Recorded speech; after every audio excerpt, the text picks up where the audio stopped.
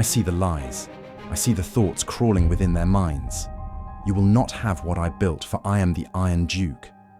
To witness the greatest evil you will ever face, you need only look into a mirror, as there is no such thing as paranoia. Your worst fears can come true at any moment, and in my city of Dis, no truer statement reigns. Ah, Dispater, Duke of Dis, Sovereign of Iron and Master of Paranoia. Permit me, dear reader, to regale you with the tale of a devil so steeped in suspicion, he makes a mimic look trustworthy. You see, of all the archdevils I've nearly been incinerated by, and that's a longer list than I'd care to admit, none radiate chilly dread quite like the Lord of the Second. Let me lead you, dearest one, from the beginning. Long before Dis was a city of molten moats and echoing clangs, Dispater was already a name in infernal halls. Ancient, even by archdevil standards, his dominion over the second layer is said to date back to the very founding of hell itself. While the details are muddier than a Mezzoloth's bathwater, it's claimed that Asmodeus himself bestowed the layer upon the Iron Duke in the early forging of Baator. And in those days, dear reader, the Duke was not the hermit we know today. No. He was a devil of action, silver-tongued and infernally elegant, walking among the towers of Dis with a calculated grace. He met with dignitaries, forged pacts over blood-steamed wine, and bent the will of lesser fiends with little more than a gaze and a glint of his barbed smile. The reckoning of hell. That delightfully chaotic little civil war, wherein several of the archdevils, Dispater among them, conspired to unseat Big Red himself, the ruby rod-wielding Asmodeus. Naturally, it went about as well as a succubus-led choir in Celestia. When the smoke cleared and the pit fiends finished repainting the charred ceilings of Nessus, Dispater found himself bloodied, but, miraculously, not broken entirely. His domain was untouched, his rank preserved, but his pride dashed upon the infernal iron of defeat. From that day onward, the Iron Duke changed.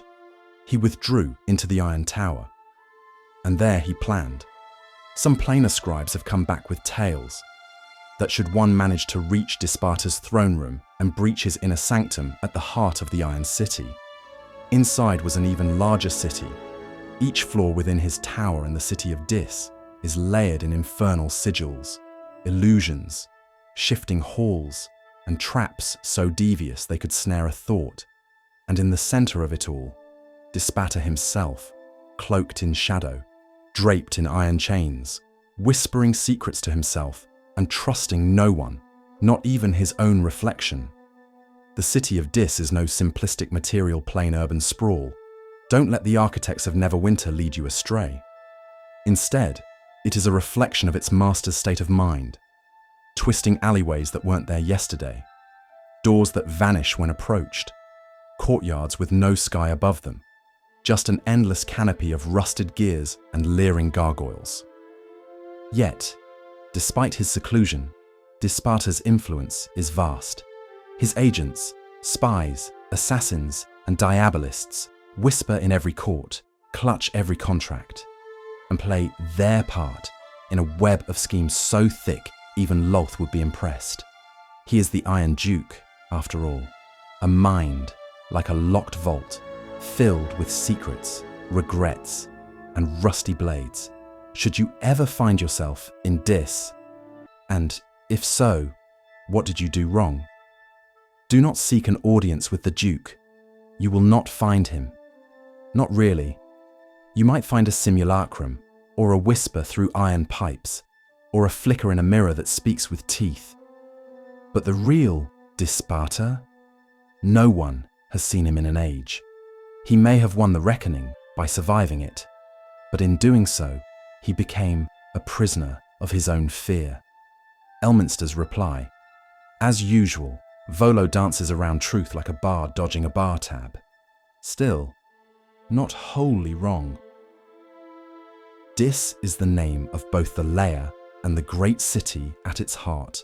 Scholars speculate as to whether there is really a difference between the two, since the city seems infinite to those inside it. From the outside, it seems simple enough. The city sits inside a great ring of mountains. However, those who do not follow the roads made of skulls never get any closer to the city.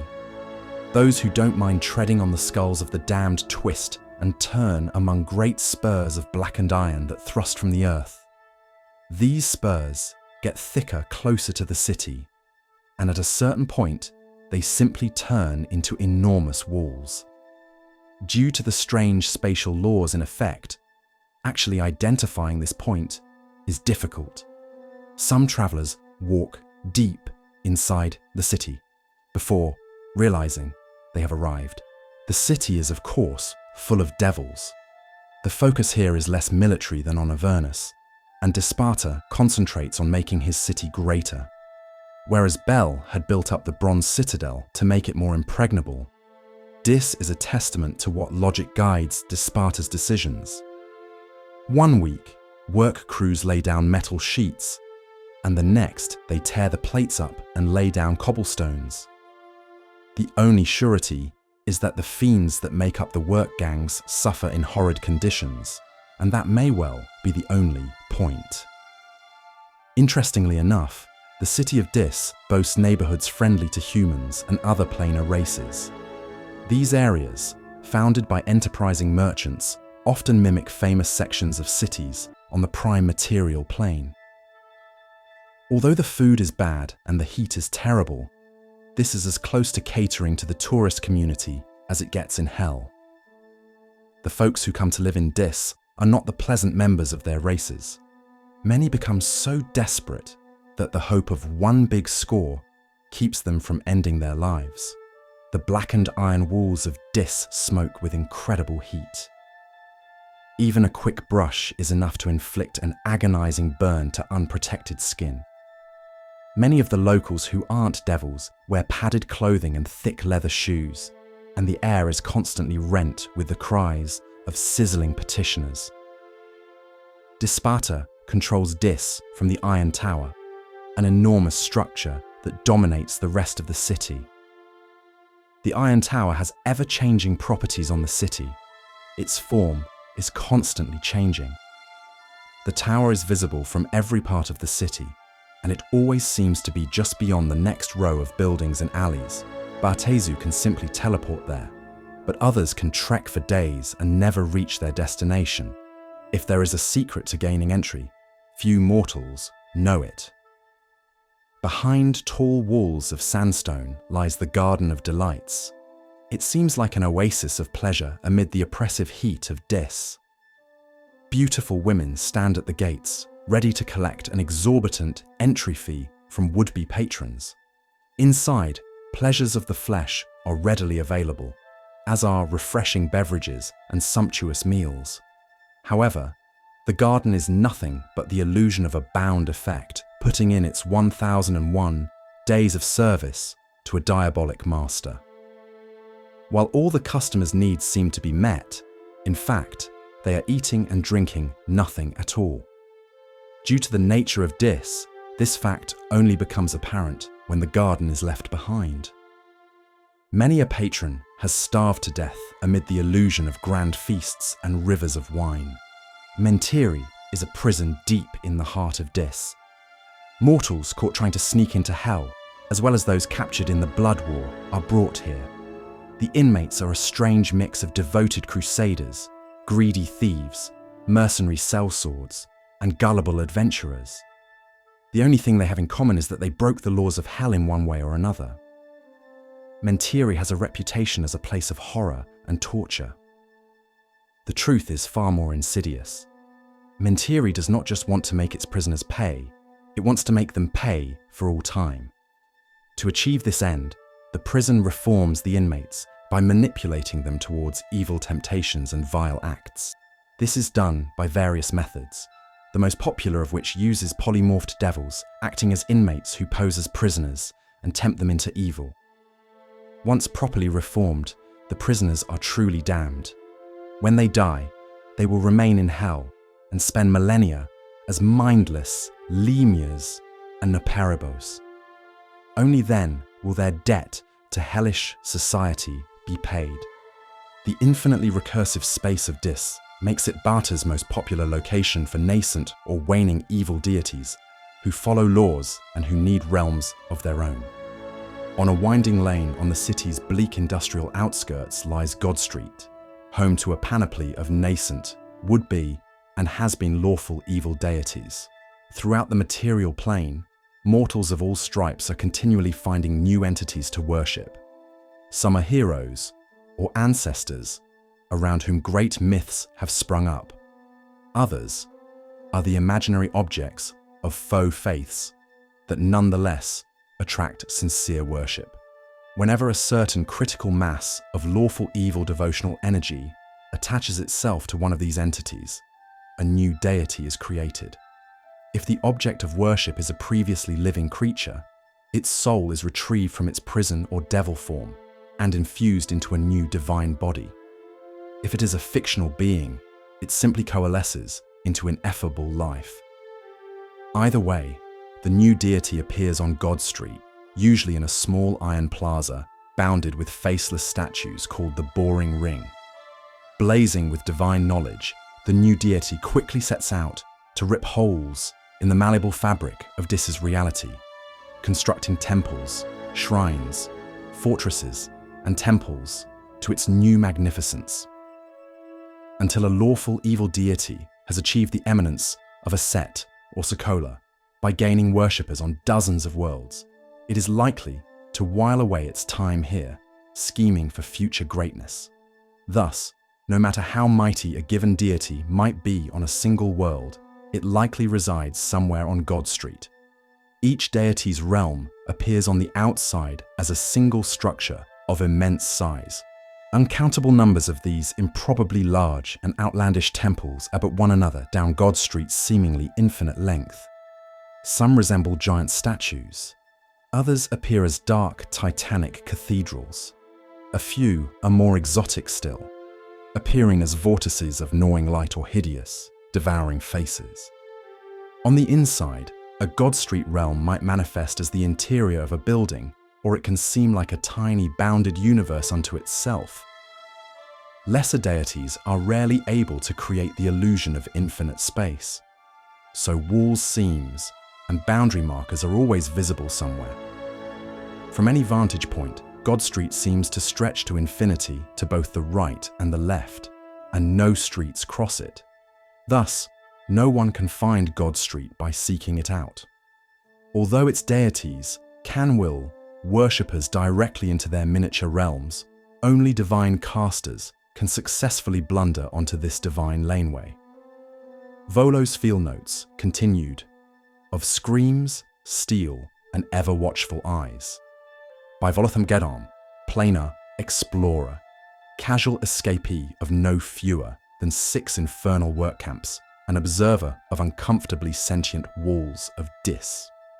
Now, my dear reader, by this point in my tale, you may be wondering, surely, Volo, it can't get any worse than a fortress city ruled by a living embodiment of suspicion. And to that, I say, have you heard the screams? The very avenues, paved in heat-warped iron and ash, echo with the cries of the damned. And no, these aren't dramatic stage wails meant to scare the tourists. These are the raw, throat-shredding howls of petitioners, souls of mortals who died and were judged deserving of hell's hospitality. Welcome to eternity. Here's your tongs, mind the magma. These poor sods form the backbone of the Iron City, though I must say, their backs tend to break under the weight of endless, pointless labour. You see, Dis is a city forever shifting. Towers rearrange themselves, halls twist like a corkscrew, and doors relocate at whim. One might ask, why employ work crews in a place that reshapes itself? Ah, that, my friend, is the cruelty. Their suffering is the point. These petitioner gangs handle scalding iron, repair bridges that won't exist tomorrow, and polish statues that watch them with soulless eyes. And if they are mortals, non-fiends without regenerative flesh, Dispater, in an act of infernal mercy, ensures they can be healed, but only from the wounds sustained in labor. You're impaled by a spear. Sorry. You burn your hands on molten iron while hammering nails into a wall that screams. Ah, yes. Here's a splash of hellish healing salve. Back to work. Some serve as attendants to devilish nobility, though I've seen more respect given to chamber pots. Others are trapped beneath the city, their screams funneled through vents like some infernal symphony. Those with skill, craftsmen, smiths, masons, are given the honor of working the foundries. Those without those skills, well, they polish brass with their tongues. But don't think for a moment that only petitioners suffer under Dis's iron rule. Even the devils here live in fear, especially the devils. Dispater's paranoia is infectious. Every pit fiend, Erinyes, and barbed devil learns to glance over their shoulder, then under their feet, then behind the walls. Devil nobles wage bureaucratic wars over territory, yet must vie for elbow room with howling work gangs. His attention, the terrifying notion that Dispater might be watching, makes his lieutenants twitchy, cautious, and meticulous to the point of madness. Those who serve him, or even so much as bargain with him, rarely remain the same. Many vanish behind great iron gates of their own making, building citadels wreathed in riddles, warded by infernal runes, and filled with loyal sentries. Because when you've met Dispater, you never stop suspecting he's already sent someone to kill you. Some go further. His most devoted, or broken, agents bear his mark in the most grotesque ways. I've seen creatures grown over with eyes, dozens, hundreds, each lidless orb twitching independently, scanning for assassins. One unfortunate Cambion had an eye on his tongue, which blinked every time he spoke. Ghastly, yes, but effective. Hard to sneak up on someone who can see in all directions, even when sneezing. And this is the genius of Dispater's tyranny. It works. Everyone in Dis, from the lowliest petitioner to the highest-ranked devil, is alert, careful, and plotting. Mistakes are rare. Betrayal is expected. It must be said, while many archdevils are content to strut about their infernal dominions like roosters in a brimstone barnyard, Dispater, Iron Duke, Whispering Lord, eternal architect of anxiety, lurks, and only from the tallest spire of his iron tower. Oh, he could leave. He's powerful enough. But he chooses not to. You see, Dispater's paranoia is not mere affectation. It is a fortress of the mind, as reinforced and unbreachable as the walls of Dis itself. The Duke almost never ventures beyond the city limits, and even within Dis, he rarely departs from his tower unless directly summoned by Asmodeus. And let me tell you, even then, he leaves like a man tiptoeing across hot coals with 1,000 crossbows aimed at his back, and returns immediately upon conclusion. And within that iron tower, riches beyond imagining. Gold coins etched with forgotten empires, carved turquoise gems in the shape of weeping faces, and, most curious of all, a curious surplus of ropes of entanglement and daggers of venom, devil-forged and neatly stacked. These are not personal trophies, but rather the favoured tools of the Erinyes, his terrifying airborne enforcers. Whether kept for their utility or as part of some fiendish rationing system, one can only guess. My guess? Hoarding. Devils are terrible at spring cleaning. But now, dear reader, let us speak of travel, which in the hells is often less a matter of logistics and more of willingness to be horrifically maimed. You see, Dis is not easily reached. Portals between layers of hell are rare, well guarded, and often sealed tighter than a miser's purse. And there is but one known route from Avernus to the Iron City. It lies in the shadow of a mountain that none dare name. A jagged peak clawing at the smog-choked sky of Avernus, this towering range hides a vast cave network, the lair and divine prison of Tiamat, queen of chromatic dragons, goddess of 5 heads, and owner of the largest treasure hoard I've ever had the poor judgment to drool over. Tiamat's lair is an immense and echoing cavern complex, and it hums with greed and divine fury. Mountains of gold, artifacts, and ill-gotten relics spill across the rocky floor. Some of it is piled in heaps, but much of it simply lies abandoned as if discarded mid-rage by the dragon goddess herself. Beware though. This hoard is alive with enchantments, curses, and the occasional skeletal hand still clutching a gem it died for. Somewhere deep within that gleaming graveyard lies the only known portal to the second layer of hell. That's right. To reach this, you must survive the Queen of Dragons' divine prison home, tiptoe over piles of cursed treasure, and find the portal before she notices you're touching things. I once tripped over a platinum scepter while sneaking through the place. The scepter screamed. Tiamat's red head opened one eye. I haven't run that fast since the incident in Sigil with the dancing Marilith. Let's never speak of it. Through veils of ash and the choking heat of iron streets, Mordenkainen walked where few dared and fewer returned.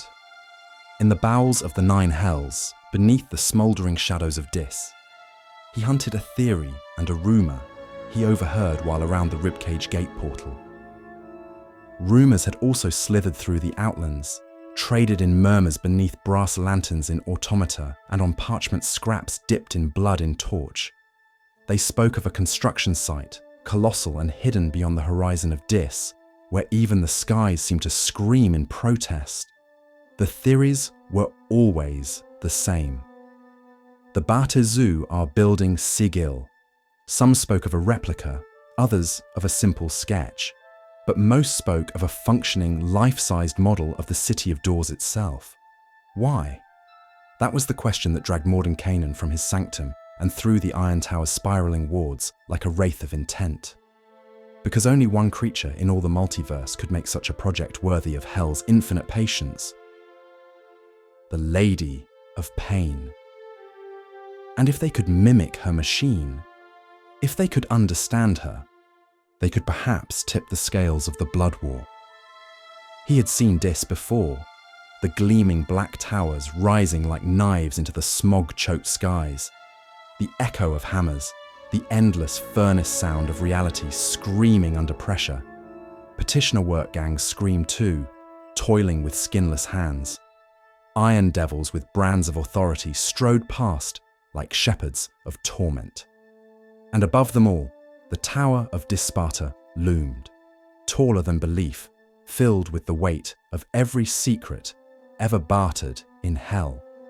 Mordenkainen did not dare enter that place, but the site, the so-called simulacrum of Sigil, lay beyond the borders of the city proper, hidden behind curtain walls of warded flame and illusions potent enough to confound lesser archmages. But Mordenkainen was not lesser. He drifted in through a tear in reality left behind by a careless teleporter, some Cornagon field captain with more muscle than subtlety, and emerged into the madness. It sprawled across a blasted plain half-formed.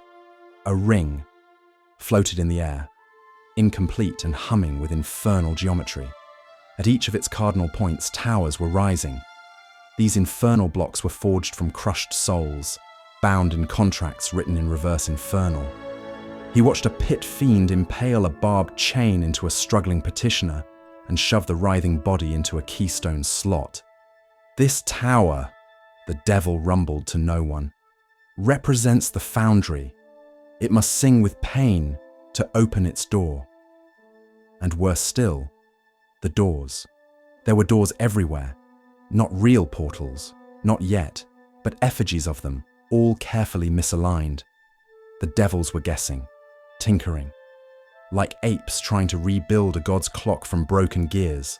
And somewhere in that madness, Mordenkainen found the Sigil. Not Sigil the city, but a sigil, an infernal rune newly minted, etched into every wall and stone. It pulsed like a heartbeat. It was a ward, or an anchor, or perhaps a devilish portal. He fled as silently as he had come, but not unseen. A single eye followed him as he passed through the planar breach. Not physical, not magical, but watching. Back in Sigil, he sat in the Hall of Records, silent and pale. She must know, he whispered to a page he incinerated the moment it was written. But not yet. I need to understand the design of it, know their plans, of the Iron Duke. Why Sigil? Will it give them an advantage over the demons, or an easy method of domination by understanding its secrets? The next day, the sky over Dis cracked. One of the mock towers, the one shaped like the Hall of Speakers, twisted inward and disappeared. The pit fiends began to forget what they had been building. Dispata, it is said, did not. He knew she was aware. He had to increase the construction. Work his petitioners till they bleed. Time was running out.